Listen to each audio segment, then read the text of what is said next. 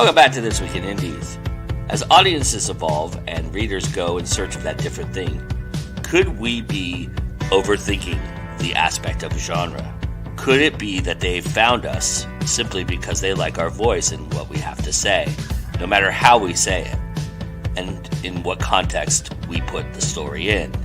Is genre labeling dead, or has it become so finite and nuanced that no matter what you intend to write, you're going to be doing some sort of genre blending?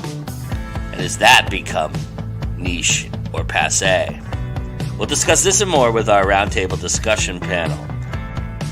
Nancy Cannon will be along with another great indie connection with indie books you might enjoy if you're a fan of The Poison Heart by Kalynn Bayron.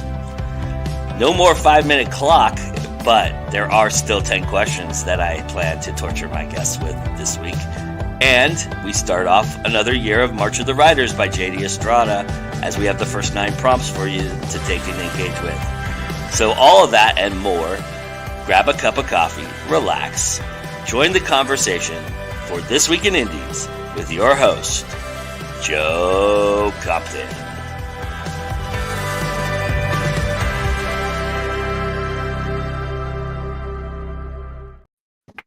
Good morning, good afternoon, good evening, good whatever it might be today.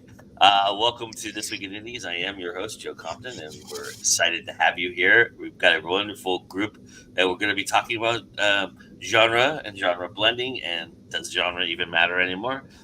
Which is, I'm sure, going to be a nice contentious topic that we'll have a nice discussion about.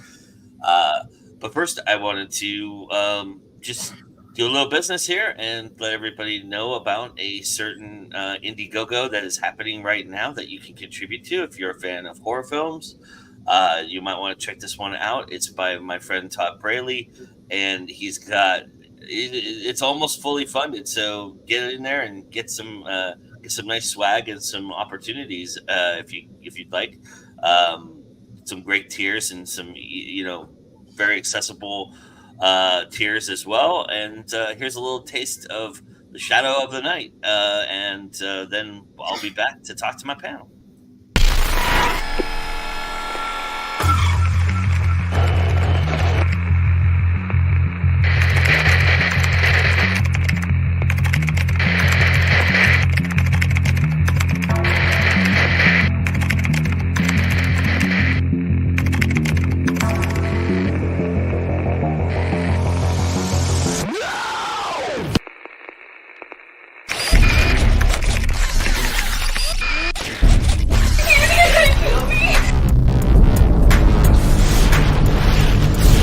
And mine eyes have seen the confusion of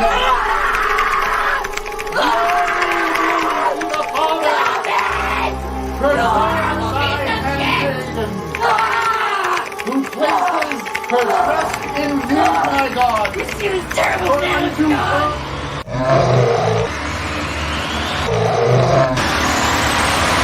In the name of our Lord Jesus Christ. Please.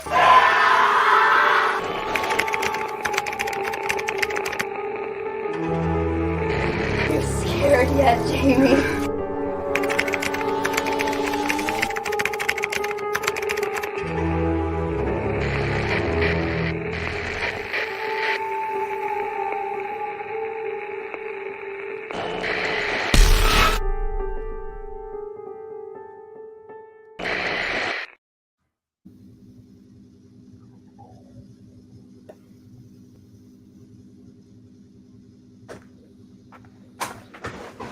All right, so go check that out. The link is in the description. Hope you enjoy that. Nothing like a good. Ooh, sorry, everybody. I got the YouTube channel. I was trying to do promotion while that was going on. Anyway, chat. Go check that out. And nothing like a good old breakfast exorcism to start our morning off, huh? That being said, look at this lovely dais I have here. This is going to be fun conversation. I'm just going to go down the line and let y'all introduce yourselves. So, Mr. Green, take us away. Hi, I'm David Green. I am from Ireland in Europe. And I write different types of fantasy. So some of them, when we talk about genre, some of them are defined in certain genres. They might borrow from different ones, but they would be the series that I do are epic fantasy, urban fantasy, and cozy fantasy. Nice. We'll get into the cozy fantasy because that's interesting to me. All right, Mr. Nettles? I'm Jim Nettles. I write a bunch of science fiction, urban fantasy, bit of horror, bit of this, that, and the other, a bunch of nonfiction stuff. I'm one of the founders over at the Continual Convention doing all the online things. I do all the business stuff around creatives, a bunch of game development, a bunch of other stuff where I'm just randomly getting myself in trouble at the moment. And what's a genre again? Exactly. Yes, sir. All right. I can tell this is going to be a fun by the way, there was Yeah. a spelling error. The editor in me caught the spelling error in the video trailer. Oh, you'll have to tell me that. I'll let Todd know. All right. Anita? Hi, I'm Anita Stewart. I'm a multi-genre author under A.F. Stewart. I write horror, fantasy, steampunk, poetry, and soon paranormal cozy mystery. I also host the Shadows and Ink podcast for Crystal Lake Entertainment and the Go Indie Now show, Words That Kill. Awesome. All right, Tiffany? Hi, I'm Tiffany Vega. I write under Tiffany Vega, and I am also a multi-genre writer from anywhere from psychological thriller to dark fantasy romance, which I do have a book coming out on the 7th. It's the second book to my dark fantasy romance. Nice. Awesome. Welcome all. And Bob is here. A.L. Mengel's here. Bob says, I can't see the dark web anymore without hearing it in the voice of Skids on Leonard Kenny. And then Bob says, nope, it worked. All right. All right. So let's talk about this. I mean, it sounds like we're all doing some blending and some interesting things with genre.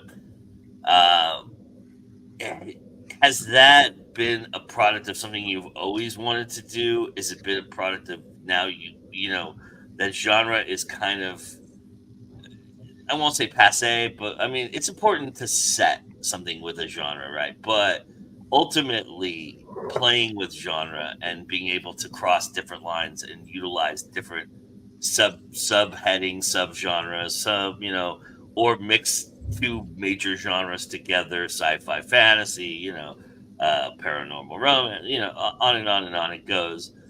Do you feel like more and more you're less likely to care about genre right now than you were maybe when you first started? No. Okay. Because if you want to play with genre and you want to mix genre, you want to cross genre, you got to know what the genre is you're playing with. So I think genre is even actually more important these days because you have to know what the reader expectations are when you're playing with genre. And you can never discount that readers pay attention to genre, and they do, because a lot of readers are mood readers. So sometimes they're in the mood for fantasy, or they're in the mood for sci-fi, or in their mood for mystery. And maybe they like different types of mystery, different subgenres. So they're not doing it consciously, maybe, but it does play a big part in how readers read. So if you're an author, you have to.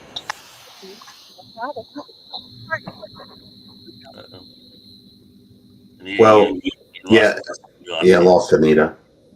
Well, I'll build on that because the main thing to me about genre is really what the main purpose of it, which is marketing, right? It's setting the expectations up front of where's it going to go, who's going to buy it, what mood are they in? Because I mean, it actually starts at the top with marketing. If you're working trade pub, the first thing you want to know is what genre does it fall into, so I know who's going to potentially buy it or sell it or whatnot else. Same thing works even just to know what categories you're going to throw it out on Amazon if you're going indie, right? So it's starting with the marketing, and if you market something as a dark fantasy, there better be a little bit of seasoning and spice to that, versus if you call it, cozy mystery romance, you've got different sets of expectations. You've got to know the tropes going with the genre, because yes, you can mash them up, throw in a blender, but at the end of the day, you still have to be able to tell people what to expect, or they're going to buy it.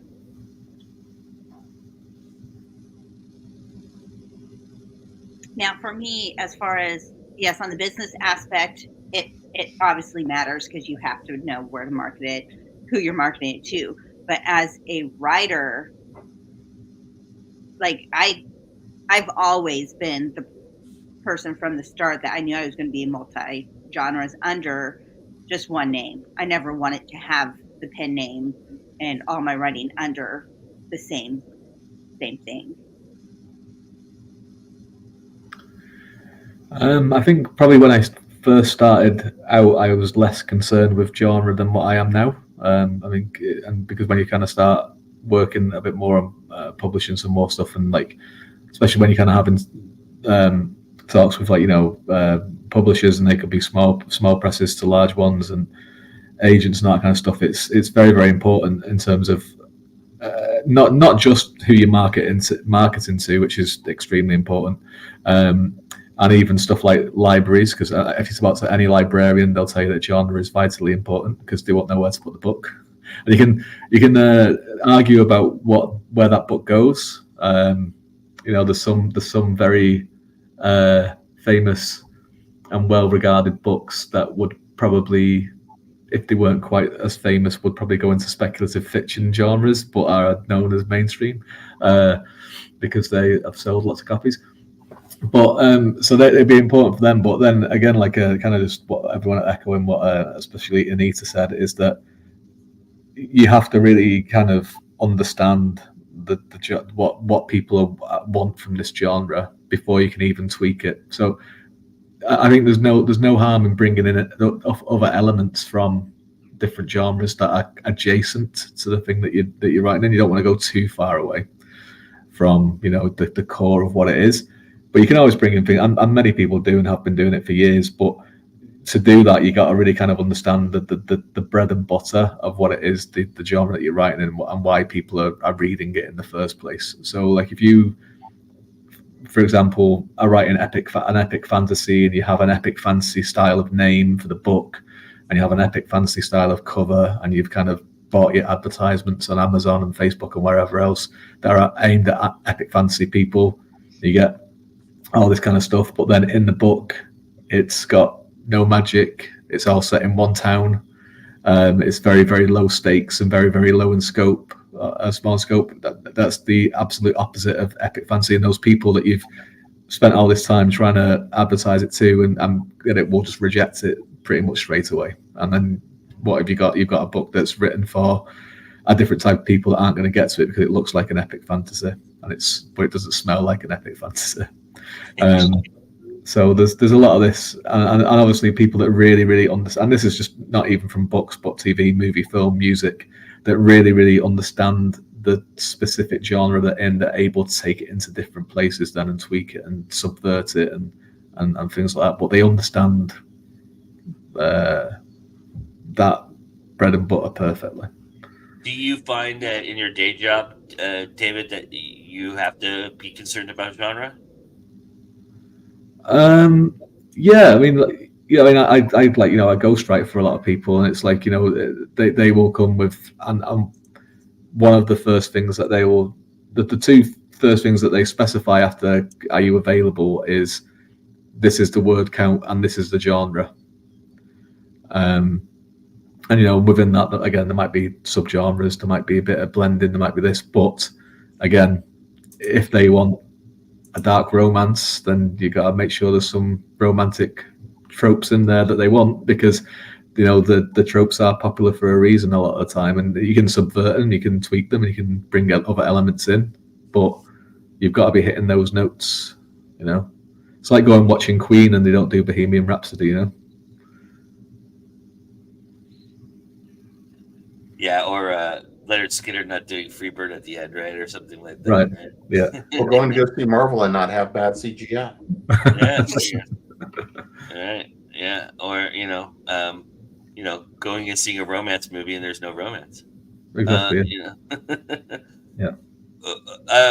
Yeah. A.L. Mango says, I also feel genre is important to classify books in their seller categories. Bob brings up a good point that I'll bring up here in a second that we'll talk about. But A.L. Mango also says genre also helps with critiques, reviews, as well as award submissions, which helps marketing and sales, particularly in the long run. Free bird.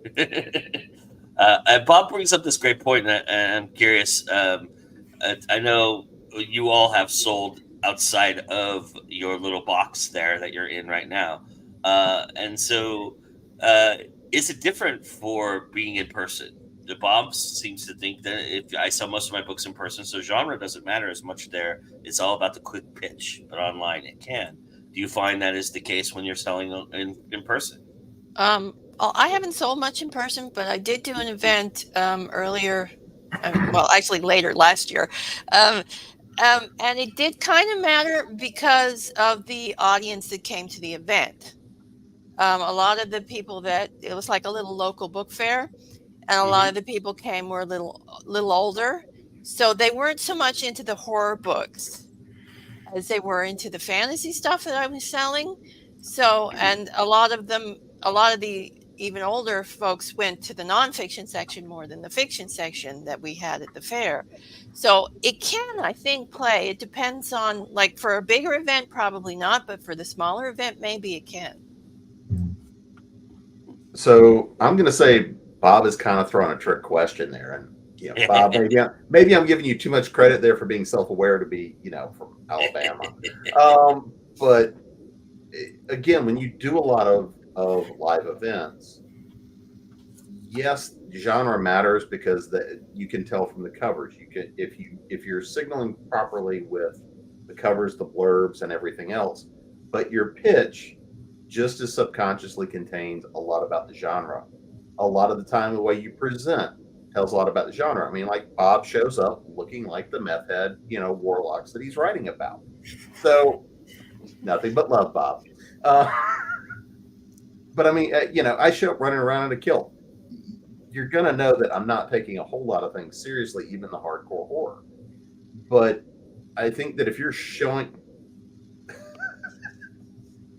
So if you're showing up in person, yeah, it's important because you're even telling more about the genre you're in because of the event you're at. What do you look like? How are you talking? What, how are you presenting? What's the persona? All of that comes into play even more, even though it may be more subconscious, it may be more subtle, but it's definitely there.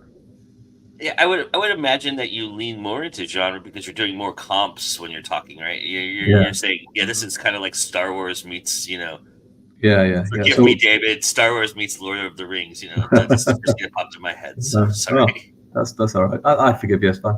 I was at a convention last weekend, and it was a tabletop gaming convention, and I was the only person selling books, which was great for me. Because people that wanted books, there was nowhere else for them to go. But I have, like, half of my table was my epic fantasy series, and the other half of my table was my urban fantasy series.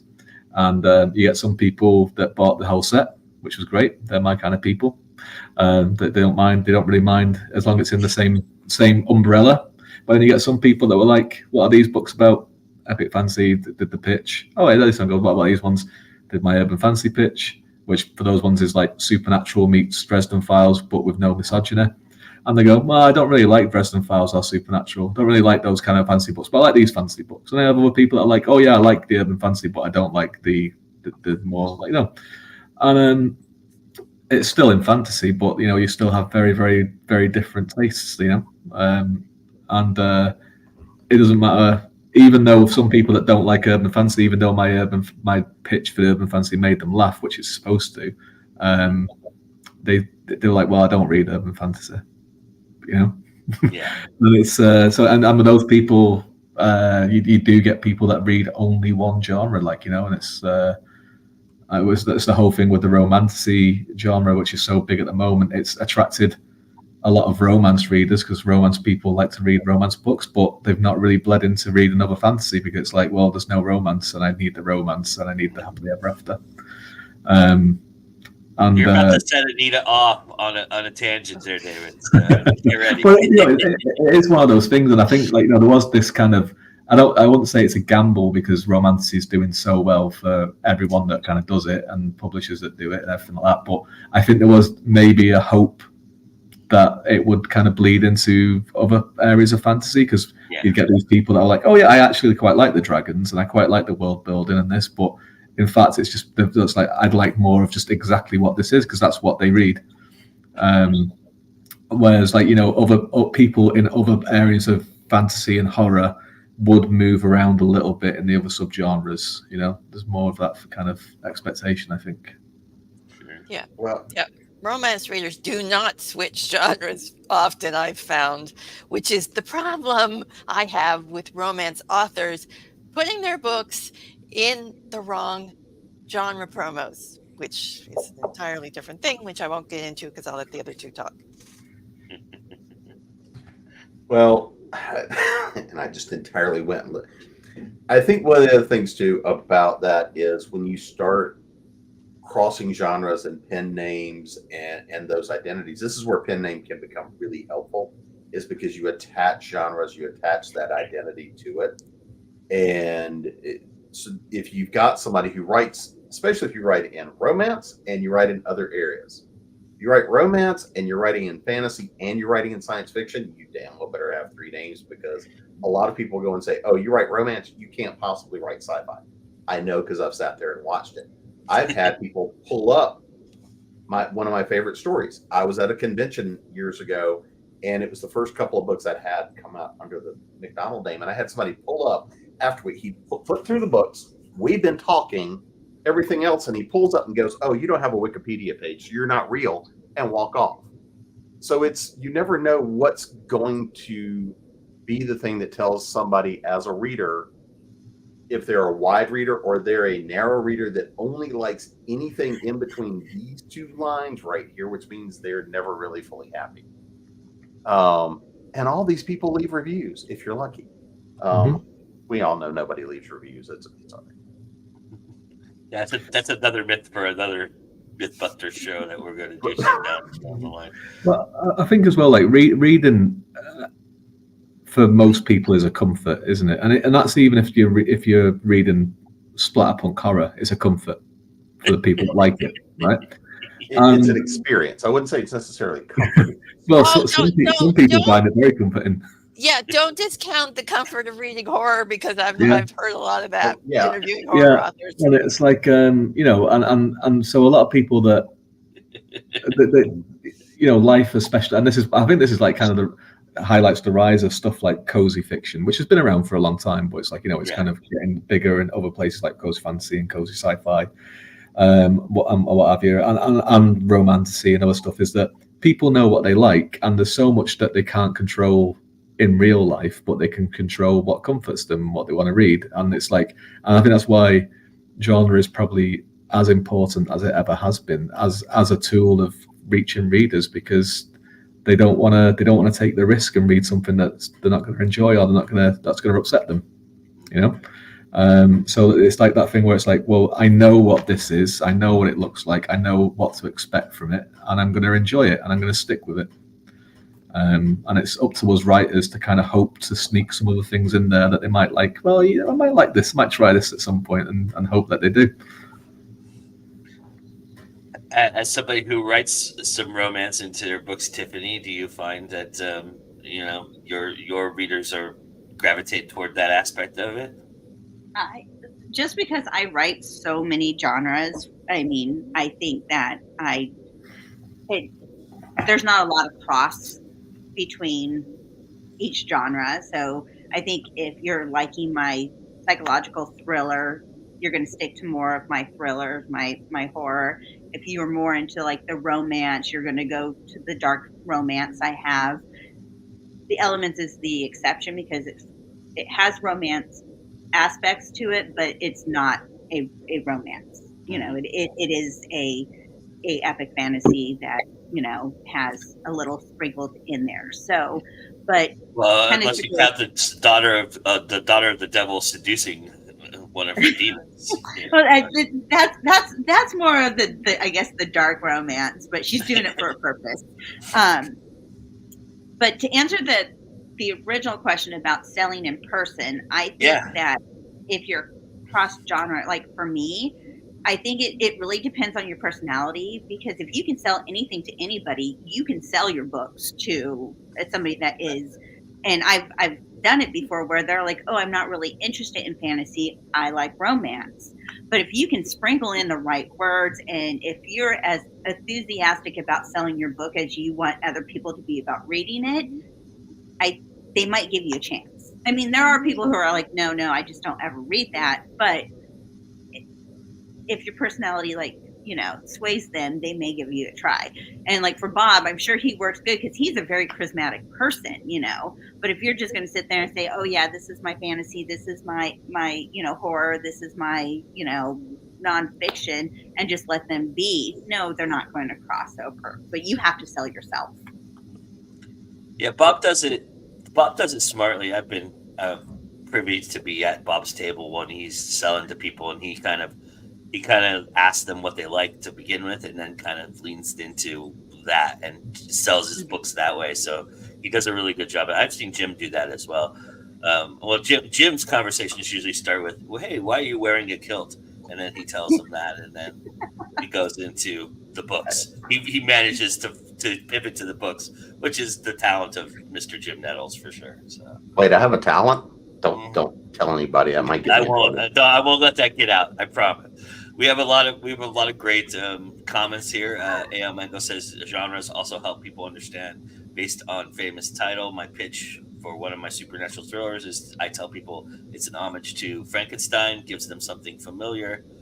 He also said up here that I did an event the other day and brought my sci-fi as I paired it with a seller of collectibles, Funko toys, toy anime. By having a genre, it can help with collaboration and pairing. And then Dennis Meyer says, if romance plus fantasy is romantasy, we need to get more creative. Maybe romance plus horror is bloodlust. That's great. And then Bob checks my Wikipedia for my name and manages. Most folks aren't really big on meth, but I sell them on it. And free balls. And then no, he charges. Ask me how. I know. All right. I don't have to read this. Look, I didn't do anything this time, Jim. It's just a chat. I'm just putting the chat up there, All right. So I mean, okay. So we tend to. Okay, so we tend to concentrate on genre. We tend to figure out what genre we're writing in. How much are you looking at when you finish? Maybe you're not thinking about it consciously. Maybe it happens when you're writing it. Maybe there is a little blossoming romance sneaks in there, or maybe a little bit to make sure that Anita's part of this conversation. Maybe a little horror sneaks into your fantasy a little bit. There's a lot of killing and some blood, and you go a little cozy for a little while. I mean, always, David, you were talking about Anita, you're writing a cozy. So, how much of the subgenre? What are you looking at? The subgenres that you've tended to, so that you can market that for yourself, and how much of it does it need to be in there for you to say, I've got this in there as well? Do you understand what I'm asking? Yeah, well, I had to turn off the murderous impulses to write the cozy paranormal fantasy mystery. Sorry, now I can't even remember what it is, and that was difficult. Because like only 2 people die in the book, and one of them is like in the past, and you don't even see the body. So I mean, yeah, it's like, but I think the easiest way for me to do it is to get the voice of the character, like the main character. And once you have the voice of the main character, you just work in the tropes, and it comes a lot easier. But yeah, turning off the murderous impulses was hard.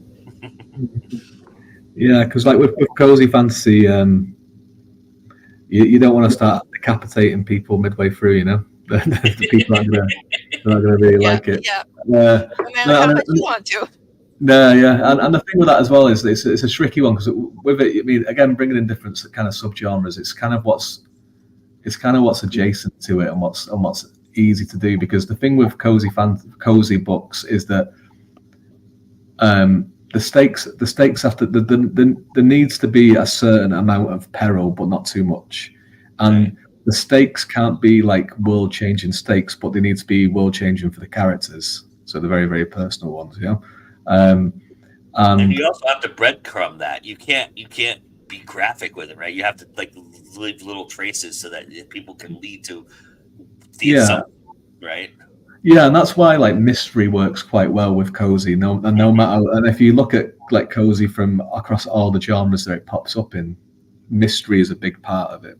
You know, because it's with mystery, you are telling like a reader, and the reader knows their expectations is this is going to be solved by the end of the story. And that's a comfort in itself. It's cozy because it's like, here there's going to be answers. Don't worry, there's going to be answers. And so it kind of like when you are writing something like that, that's so specific. And I think it's probably the same with romance as well. When it is like when romance is the main genre, you have to be really, really mindful of everything has to serve that whole. It's not just the genre; it's the vibe of the thing as well.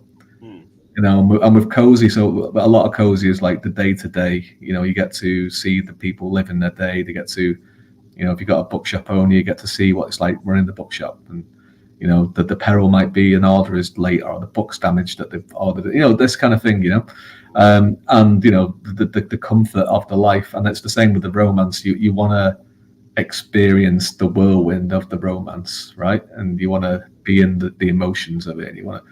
And it's the same with horror. You want to feel that peril. You want to have that atmosphere. So the atmosphere, I think, is the main, when you are doing genre, is the most important thing, is to capture it. And that starts from the title of the book, right? And the cover and the blurb and everything like that. Because if you look at cozy stuff, they have very illiterate titles generally. So you know as soon as you see something, like mine is called Magic, Maps and Mayhem. So you'd know even by hearing the name, it's like it's probably cozy, right? If it was called like Autistic Map Man in Peril, you'd be like, "What the hell is this?" Right? Because which is what it actually is. So you know you have to like kind of with these things, it's about creating that vibe and that atmosphere, and I think that's the same for all genre. Because like you think of like epic fantasy, the names of them are always so grand, you know. Yeah. You think of like splatterpunk horror, that the names are so provocative, and sci-fi, that the names are so meaningful. It's like you think, oh yeah, that's what does this mean, you know? Yeah. And it's all this kind of stuff that goes into it. Even like speculative fiction horror, like you take a book like Misery, right? You look at that, you go, "What the fuck is this? Misery?" All right. You know, it's not really very cozy. It's Misery. I don't know. I thought it sounded quite cozy. I mean, happy mates play nurse. Until you get to about page 147 when she puts a brick between his legs, and then you're going, "Okay, this isn't cozy anymore." yeah. Or 2x4. We'll tuck you in and get you the sledgehammer. Bob says that I tell my urban fantasy readers that I have horror elements in my books. I don't tell my horror readers that, because horror readers are more picky. And if it's not horror, then they are more prone to be disappointed. Mm-hmm. Do you guys all find that? Do you guys kind of, depends on the, like, I would imagine you don't tell people, if you have romance in your urban fantasy, you probably tell the urban fantasy people there's a little bit of romance, but you don't tell the romance people that you have that, right? Because they'll be like, no, that's not romance. Right? Well, definitely. I don't tell romance readers that it's a romantic epic fantasy. You know, it's a epic fantasy that has an element of romance to it. But yeah, I would keep it very, very, because it does. And everybody, I don't think it's just horror people that are picky. I think every reader's picky with what they like. You know, because if I pick up a book and I want it to be an epic fantasy and it falls short, this is not an epic fantasy, you know. Or if I'm reading a sci-fi and it has, you know, fantasy elements, but it is a sci-fi book and they don't give us that subgenre, then I'm like, okay, this is more towards, so, or maybe I'm just picky. But you know, Well, I think that I won't say all by any means, but a lot of readers are very picky. So I would rather be pretty clear about what it is and what it isn't, rather than have somebody go and say, well, it wasn't for me, or things like this. I mean, I remember the first Amazon review I got on a series basically came back and said, I don't get it. Right? It was a 1-star, I don't get it, after I'd had a bunch of 4 and 5s. And I wrote back a thank you, basically, and there's still somewhere out there on the blog a post that was you're not my reader, which means I now need to figure out what I need to tell people a little bit better before they pick something up. Yeah. Because I think it's just as important to tell people what it's not sometimes, especially if you're playing with blending genres and it's like, well, it looks like it's some of column A, some of column B, and some of column D. You're not going to walk up and say, oh, well, this is cozy sci-fi, right? We're going to include the technobabble, but we're not going to tell you how we got there. Yeah. Whatever the case may be. Yeah. I think there are reasons to tell people what it's not just as much as it is what it is. Mm-hmm. Yeah, I definitely agree with that, because this one, the Fairy Tales and Nightmares, I have to be very specific that this is not romance. Because so many fairy tale books are romance, and romance readers will not like that book. So I have to be very specific when I'm saying that, no, this is not romance, this is horror. This is fantasy and it's horror. Yeah. Well, as Jim said, finding getting the message across to the right people is important, but also to the people that this book isn't going to be for is very important as well. So with my epic fantasy, it's mostly POV, but the main character is female. So I was my publisher wanted to put one of the male characters on the front of the book, and I was like, no, put the female character on the front of the book, because there are many male readers who won't read a book that has female protagonist in epic fantasy. So it's important that this is not a surprise to people, and those kind of people that just won't give it a chance aren't going to pick it up and then go onto Amazon and Goodreads and give you a 1-star review because because it's woke or whatever, which did happen, even though there was because you can lead a horse to water, right? But but you have to do as much as you can. Yeah. I do think that is the purpose of that, right? Is to save yourself the grief of going through 1-star reviews and kind of saving your own marketing and your own stuff by weeding out the people right away, by either putting starkly on the cover what it's about, giving the cover a chance to breathe. But also, I'm curious how much of the subgenre text you put into the blurb are you guys giving, or is it just in the? Do you just concentrate, if you have a subgenre, on the categorizing of it in Amazon, or do you try to flavor a little bit of it in the blurb or the back cover to kind of give people an idea that there might be a little bit of this here? Well, I've got the word horror in my blurb at least twice. So yeah, because even that, I got a review request last week from a person who apparently only reads romance books, because I checked out her profiles on Goodreads and she's reading nothing but romance, but still she wanted the review, which she did not get a review copy though. So, because I know she's not going to like it. So, yeah. So with my urban fantasy ones in particular, on the blurb, it has the pitch of for fans of Dresden Files and Supernatural, and it's because it ties into what Bob was saying about urban fantasy readers, about horror fits in quite well with urban fantasy. You can easily put it in there, but it's that level of horror that's in it. So you don't want to kind of say if Supernatural for me and that series is quite a good kind of comp, because people that like Supernatural will expect then, okay, it's going to be this kind of level of horror, which is more of a fantasy horror anyway. Whereas if I put fans of Dresden Files plus Human Centipede or a Serbian film, you'd get a very, very different expectation of people, right? And it wouldn't be that, and they would be disappointed because they would be, well, I was expecting something a lot harder than this. So for that one in particular, I think it works quite well with urban fantasy, because urban fantasy, like putting comps for urban fantasy that people know and appreciate is a good thing to do, because it can assimilate so many different subgenres. And also a lot of people kind of think these days with urban fantasy, they think of paranormal romance as well, which got lumped in there for a while. So it's good to kind of be like very, very clear. It's like, look, this is for, if you like this and this is for you. And it's done quite well for that so far. And I'm very, very kind of upfront about it. Whereas my epic fantasy one, like, you know, you kind of, because it's epic, it's going to cover so many different subgenres anyway. Yeah. Because you're trying to cover so much, and you're trying to paint this entire world. So you're going to have a little bit of romance, you're going to have a little bit of horror, you're going to have a little bit of this, and this, because you're not just telling this little small story, you're telling this story about the world and all these characters in it and everything. Yeah. What do you think, Jim? For Go ahead. me, Go ahead. Because for my dark fantasy, I think I had to. It's not, my first book in the series was not spicy, but it's still a dark fantasy because the dark fantasy romance, because the romance doesn't end like no traditional romances. So I had to classify it as a dark romance. So I tried to like put into the blurb that, you know, one, that it's book one and it is a series.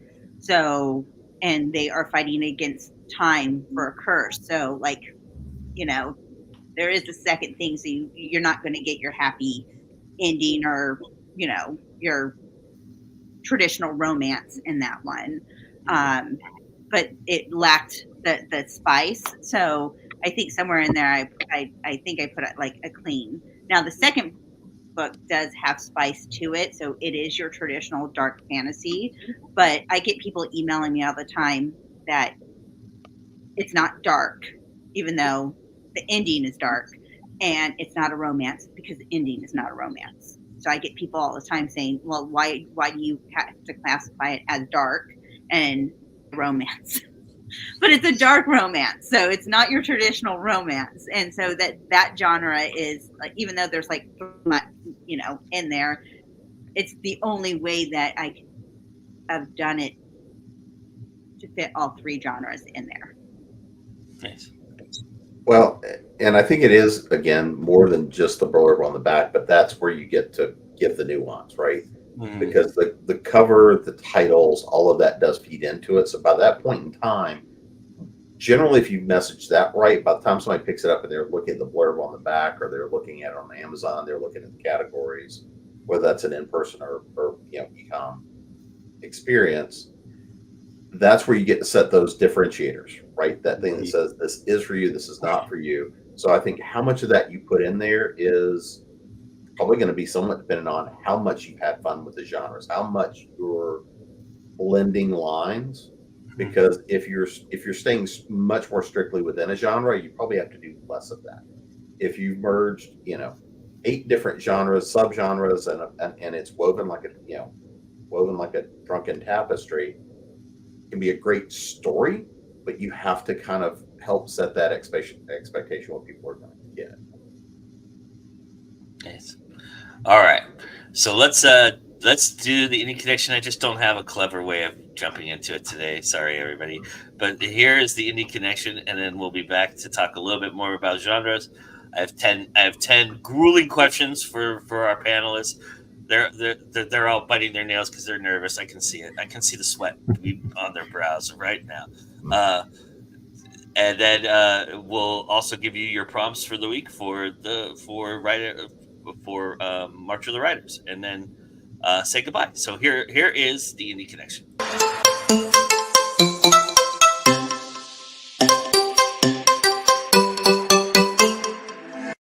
Hey guys, C.L. Kalynn here from Fiction Atlas Press, bringing you another indie connection. Today I'd like to tell you about some indie books that you might enjoy if you are a fan of This Poison Heart by Kalynn Bayron. The first book I have for you is called Saving Eden by K.R.S. McIntyre. A jaded resistance fighter, a magical mutant girl, a quest to save the last beacon of hope in a deadly dystopian world. 16-year-old Angela thinks she and her father are the last survivors on Earth.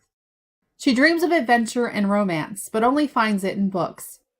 In the confines of her garden paradise, she's untouched by contaminants that cause the rest of humanity to mutate into murderous beasts or die. The lure of the outside world is irresistible. When a 16-year-old boy stumbles upon Angela's home with news about a thriving community, she dares to leave her garden for the first time. The dystopian society that she finds is deadlier than she expected, and the wardens tasked with protecting the settlement have murderous secrets. Does she have what it takes to stay alive and save humanity in the process? The second book I have for you is called Born of Earth by A.L. Knorr. A trip abroad, a dark secret. Her family's legacy of magic may cost a teen her life. Georgie's summer is shaping up to be a big disappointment. Trapped in Ireland with her aunt's gorgeous but cold adopted son Jasher, her vacation gets worse with each passing day. But when a trip to the greenhouse reveals glowing cocoons she shouldn't be able to see, she embarks on a quest to solve a magical mystery. In the pages of an ancient diary, Georgie learns of her dark family history and unearths an incredible elemental power. But as she digs deeper and realizes she isn't the only one with a touch of magic, the ghosts of the past may do much more than haunt her. Can Georgie provide justice for her ancestors before she becomes the next family victim? The third book I have for you is called Delicious Monsters by Leslie Sandbury. Daisy sees dead people, something impossible to forget in bustling, ghost-packed Toronto. She usually manages to deal with her unwanted ability, but she's completely unprepared to be dumped by her boyfriend. So when her mother inherits a secluded mansion in northern Ontario, where she spends her childhood summers, Daisy jumps at the chance to escape. But the house is nothing like Daisy expects, and she begins to realize that her experience with the supernatural might be no match for her mother's secrets, nor what lurks within these walls. A decade later, Brittany is desperate to get out from under the thumb of her abusive mother. A best-selling author who claims her stay at Miracle Mansion allowed her to see the error of her ways. But Brittany knows that's nothing but a sham. She decides the new season of her popular haunted web series will uncover what happened to a young black girl in the mansion 10 years prior and finally expose her mother's lies. But as she gets more wrapped up in the investigation, she'll have to decide. If she can only bring one story to light, which one matters most, Daisy's or her own? As Brittany investigates the mansion in the present, Daisy's story runs parallel in the past, both timelines propelling the girls to face the most dangerous monsters of all, those that hide in plain sight. And the last book I have for you is called The Name Bearer, Flowers of Prophecy by Natalia Hernandez. For her entire life, the name-bearer's sole purpose has been to receive and deliver the names of the future monarchy from the flowers of prophecy. But when the child is finally born and the name-bearer is sent to the flowers, they refuse to name him. Instead, they deliver a prophecy. Another child was born who is more worthy of the naming, and if they are found and brought before them, it will usher in a reign of peace. Having failed in her duties, the name-bearer is considered a traitor to the crown, and must hide among an elite sect of warrior women, where she experiences found family, friendship, and love. Her training as a warrior helps prepare her to embark on her quest to find the unnamed prince, clear her name, and bring peace to her realm. A story of magi, warrior women, found family, and love, and not accepting who you are told to be, but embracing who you are destined to become. Okay, that's all for me this week. I'll see you next week on the Indie Connection. Bye!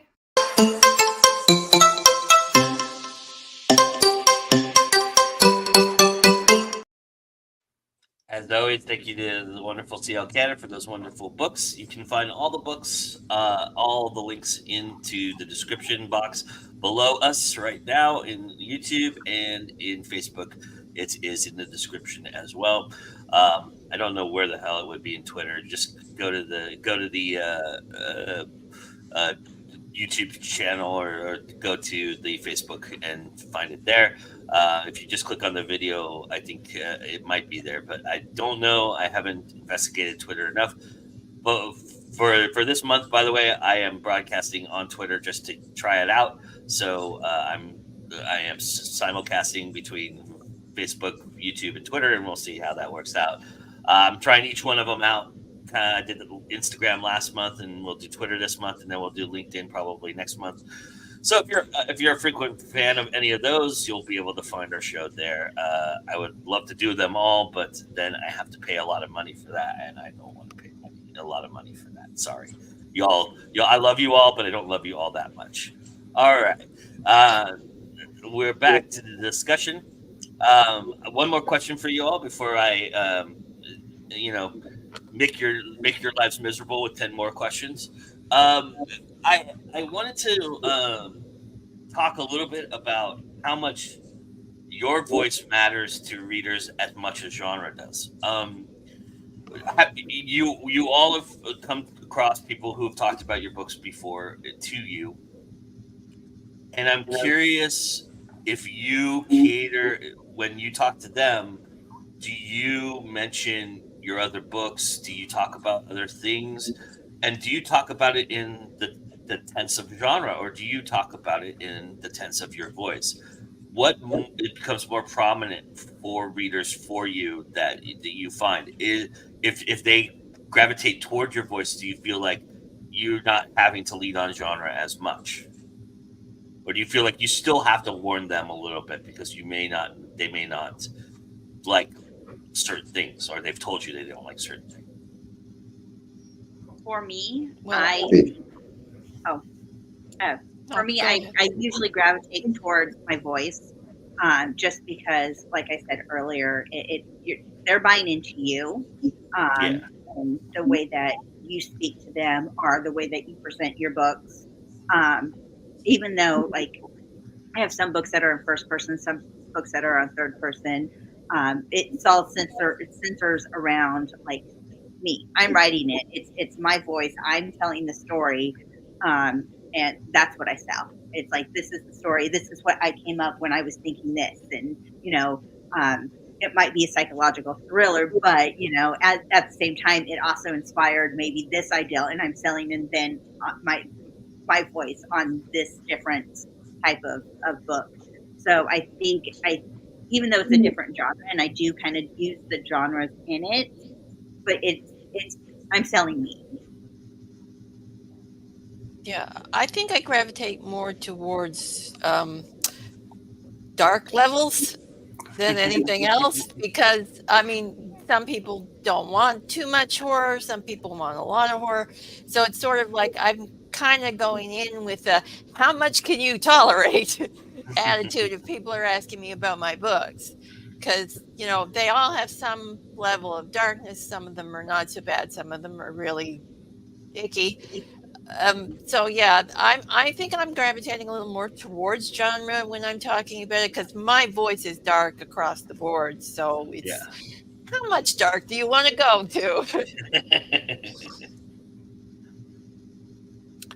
Yeah, I mean, for me, to an extent, it depends on if it's an in-person sale or not, or even virtual things like that. I mean, that's got a big impact on people seeing you, hearing you, getting to know who you are, getting that notion of who am I letting in my head, right? Because again, I think that's part of the power of stuff like this, is that notion of who is the person behind it, behind the book, behind the story, behind the characters. And so when we talk about voice, it's not only the voice I'm writing in, but it's also the voice you see, you hear, that's presented however it's being marketed. And I think that's one of those things that has to be congruent as well. Because if your writing style for your marketing isn't congruent for the writing style of the book, again, it's not setting the right expectation.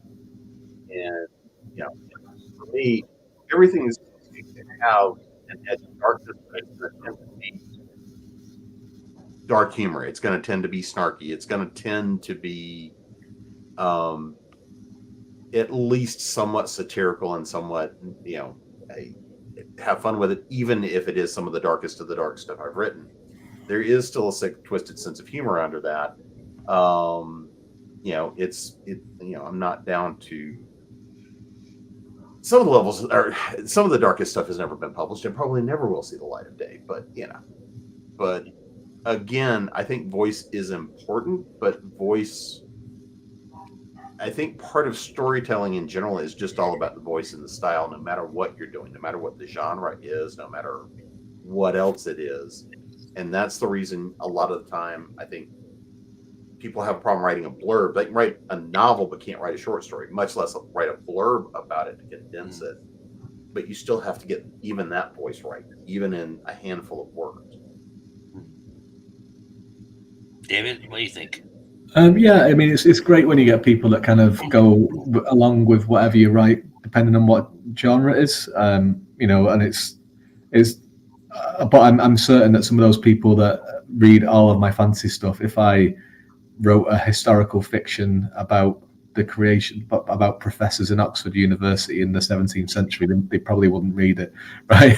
No matter if it was my voice or whatever. Some of them might, but a lot of them might not, because it's such a big difference in tone and everything. And I think with voice, like there's that kind of thing where it's like, you know, they trust your writing and they trust that you're a good writer, but your voice does have to adapt depending on the genre. Like, you know, my urban fantasy voice is very, very different to my cozy fantasy voice, you know. Sure.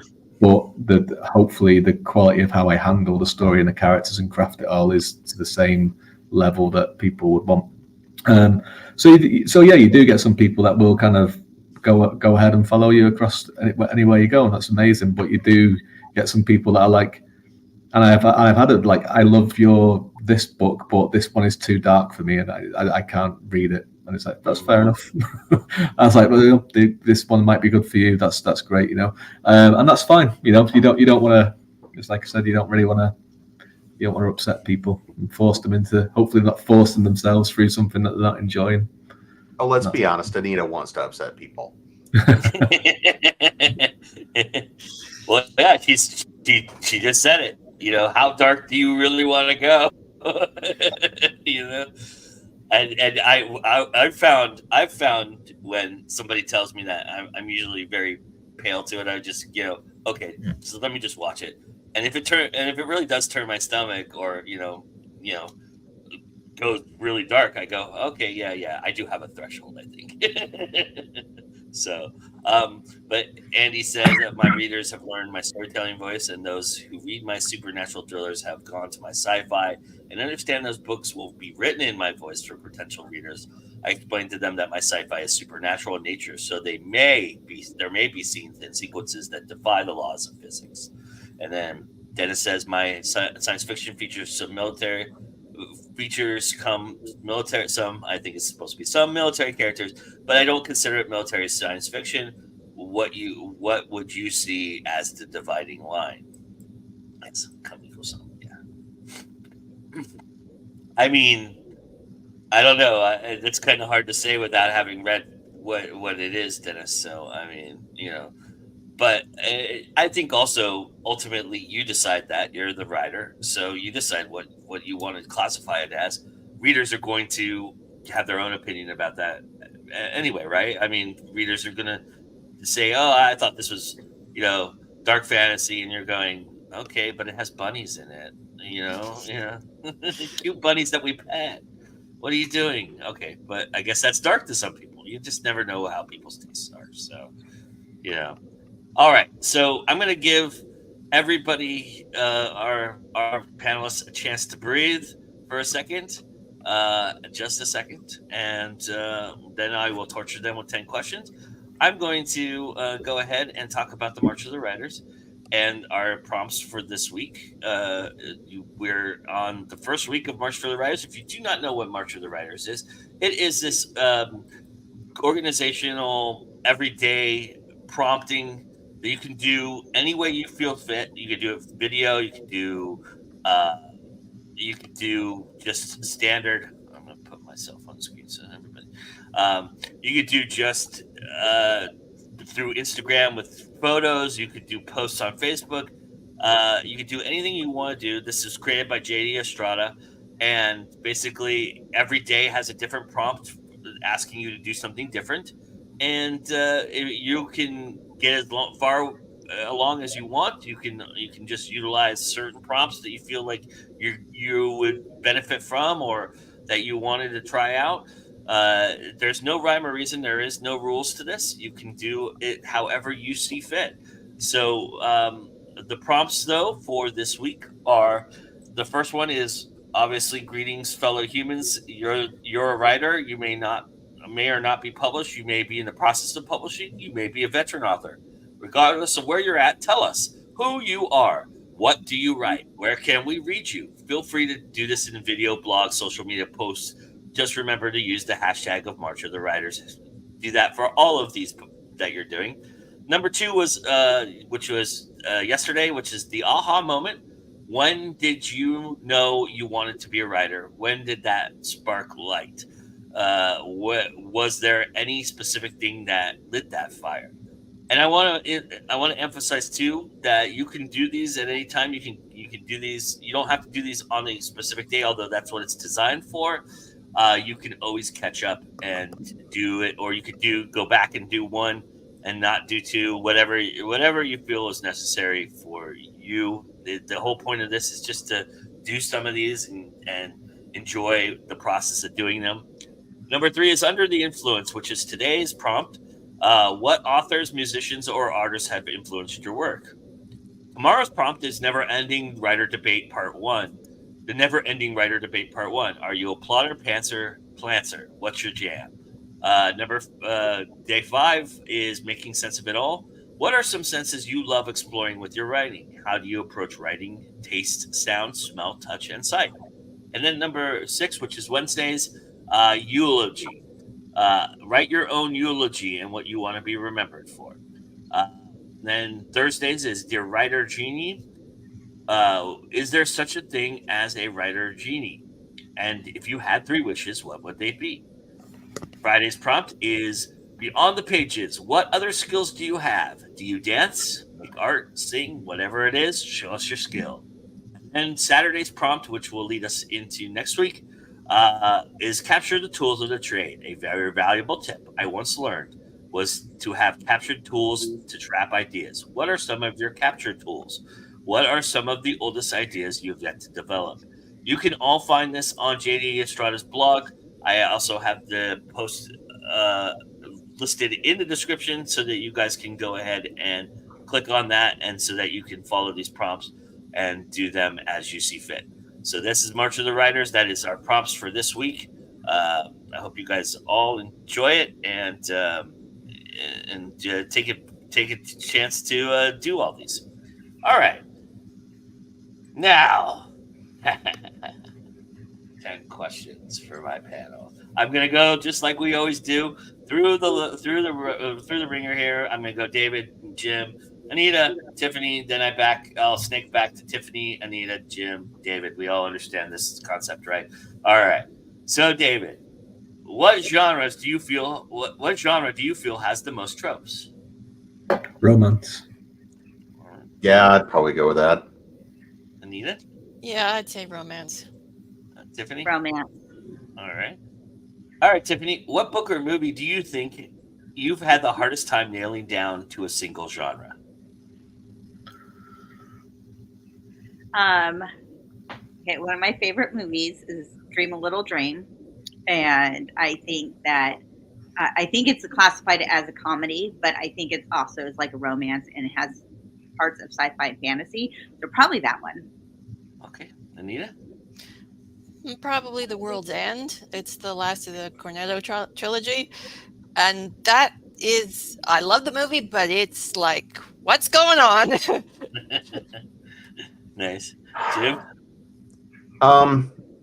Well, right now I'm in the process of rereading Discworld. I don't know why because there's a lot of the books I absolutely love. I don't know why I'm doing that myself, but there's a couple of movies that I really jump out at me every time, and I was trying to go back in because I was like, oh yeah, I remember exactly what that is, and then I was like, but one of the favorite ones for me is Aliens. Right, when I look at movies and films, it's a bit of mil-spec, it's horror, but it's not the original Alien. It's sci-fi. It's got a lot of the hard sci-fi elements, but not entirely. You even have the weird romantic elements going on in there. You have a parent and child, and so there's a tremendous amount going on in Aliens. So it's the pick which one, but I think because they blended genre so well, is part of the reason that it came out as one of the favorites of the franchise. You also have military science fiction. You have mystery in there as Mhm. well. You know, the whole story of how the aliens got there and what they do in there, and you know, all of that. So yeah, I agree with you. That's a really good one, David.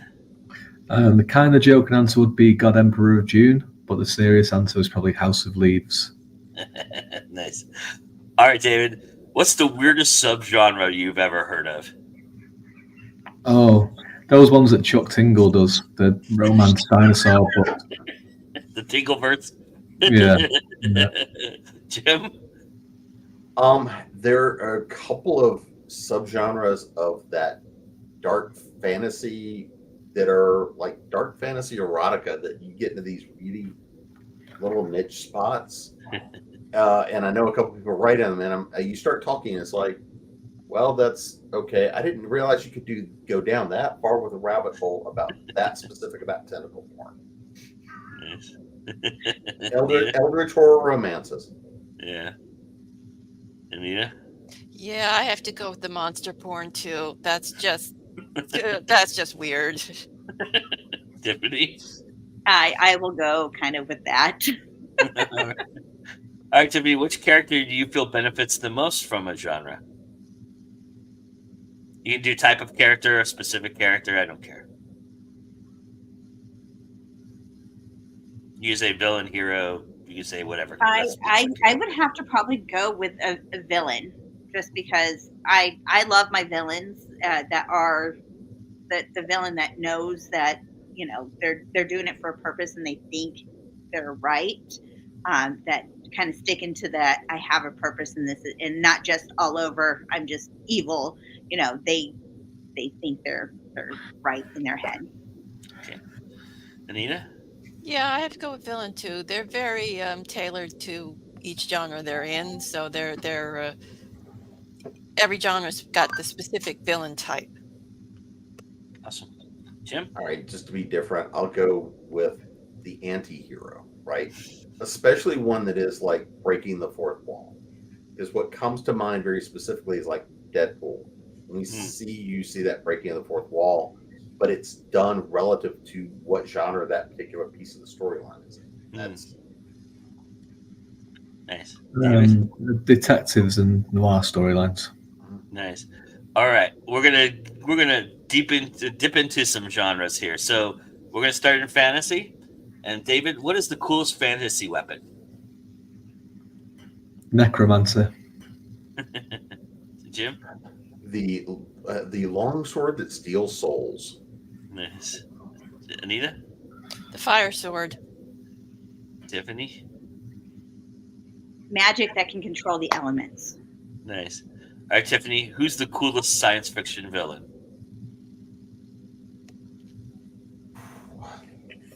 Oh my gosh. I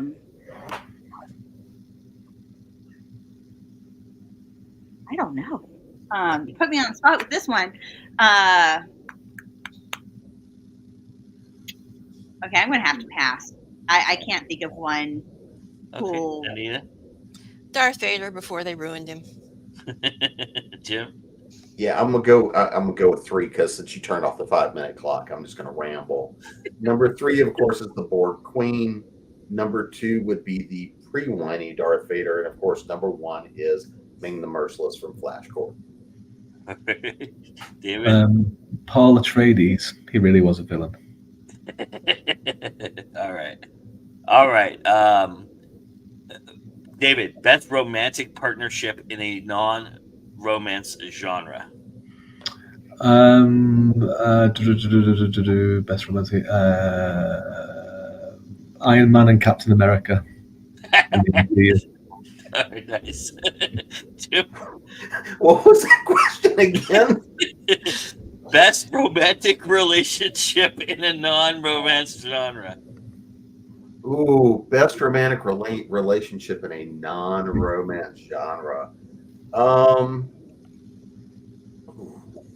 Riggs and Murtaugh in Lethal Weapon. I love how you all are doing some like plutonic Are they platonic though? Are they platonic? Well, I mean, to be fair, Riggs did pull Murtaugh off a toilet, so and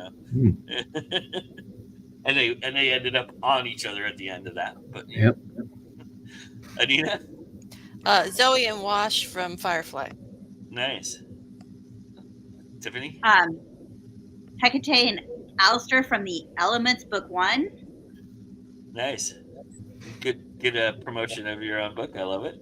All right, Tiffany, best genre to write. The what? The best genre to write.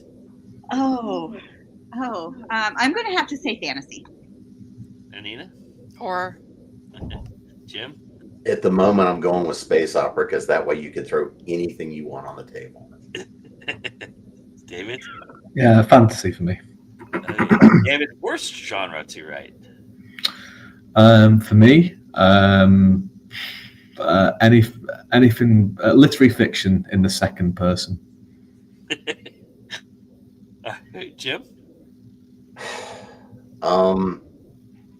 We'll go back to the tentacle porn. I just can't. I don't think I can. Anita? Romance. Tiffany? And what was the question? I'm sorry. Worst genre to write. The worst genre to write. Yeah, I'm not really great at writing like erotica at all. So I'm going to go somewhere in that, area. All right, Tiffany. So how much money would it take you if somebody was to ask you to write an erotica story? Since I am a ghostwriter and I do it, whatever I charge for it. Okay. Anita, how much would it cost for you to write a romance? $5 million. Jim, monster porn? No, somebody for me to write monster porn, at least $25. I mean, I'll give it a try. David, I don't mind doing it. It's just I've not done it well yet. Give me time. My going rate for ghostwriting is €2,500, so I guess that'd be it. All right. So if a genre you don't like to write, and you guys would all be in if they paid your fee. Job's a job. Yeah, I will sell my soul for the right price. I've done plenty of ghostwriting, so yeah. All right, so big enough check, yeah. That being said, Tiffany, tell everybody where they can buy your soul at. You can find my soul at booksbytiffanyvega.com. You can read my books on Amazon. And if you have Kindle Unlimited, you can read them for free there. And you can check out my blog and where I'm going to be at, all on my website. Nice. Anita? You can find all my books and my social media and all that stuff at afstewart.ca. And you can find the Shadows and Ink podcast that I host over on Podbean. Nice. Jim? Easiest thing to do is go to jamespnettles.com. That'll take you to Author Essentials workshops. That'll take you to Creating Prose, the podcast. That will take you to Continual Convention. And for shameless plugs, since the second part of Dune came out, you can pick up fairy films, We Folk on the Big Screen, because my piece about fairy folklore is about the 84 version of Dune. So here's my shameless plug of the day. Nice. David? Yeah, you can find me at my website, davidgreenwriter.com, which is just somewhere here if I can figure it out. You almost got it. There you go. Nice job. Right there. All right, everybody. And this is going in now. Congratulations, you did find us, and welcome, and thank you so much for doing so. We appreciate it. Hit that like button, like it's going out of style, and like it's your favorite genre, and then subscribe like it's your favorite genre as well, because we would love to have you here. We have stuff going on tomorrow night at 7 p.m. Eastern. I will be hosting another 21 Grams with the awesome Dennis Myers, and we're going to talk a little bit about military and science fiction there. So if you're a military science fiction genre fan, you'll enjoy that. And we've got plenty more all week long for you here at Go Indie Now, because you know why? It's always time to go indie now. Take care, everybody.